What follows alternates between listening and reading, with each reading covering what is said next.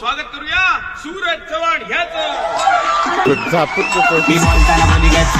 रामकृष्ण मित्रांनो, आज 25 एप्रिल होतं आणि आज सूरज चव्हाणचा पिक्चर रिलीज होणार होता. तर आधी मारुती रायाचं दर्शन घेतलं आणि मित्राला घेऊन डायरेक्ट थिएटरला निघालो होतो लोणीला. कारण आज आपल्याला कोणत्याही परिस्थितीमध्ये आज सूरज चव्हाणचा पिक्चर पाहायचा होता. मग पहिला आम्ही ना लोणीमध्ये नाही ना नाथगंगाला हलवो. तिथं अजून पब्लिक येईल नव्हती, गोळा व्हायला नव्हती. मग पिक्चर लागायला टाइम होता. मग काय आम्ही तिथून निघालो डायरेक्ट उसाचा रस प्यायला आलो. आता इथं शेजारीच्या अजून एक पिक्चरचं थिएटर होतं. इथं आलं, इथं विचारलं तर तिकीट काढलं, लगेच आतमध्ये एंट्री, डायरेक्ट सूरज चव्हाणचा पिक्चर चालू झाला भाऊ. असा खतरनाक पिक्चर ना भाऊ. गावाकडल्या मुलाचा विषय एकदम हार्ड असतो राव. खरंच खूप छान भारी वाटलं. आणि या सीन मध्ये ना सूरजचा गैरसमज आणि धोका दोन्ही पण झालं होतं. आज खरंच भारी वाटतंय राव. म्हणजे गावाकडील मुलगा एकदम उंच शिखरावरती पोहोचला.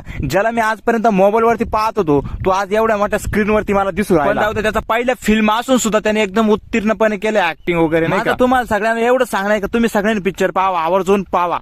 कारण या गावाकडील मुलगाने एवढी खतरनाक ऍक्टिंग केलेली आणि पहिल्यांदाच पिक्चर काढून एवढा जबरदस्त जल्लोष केलेला आहे ना, काय विषयच नाही. तर तुम्ही पहा. धन्यवाद.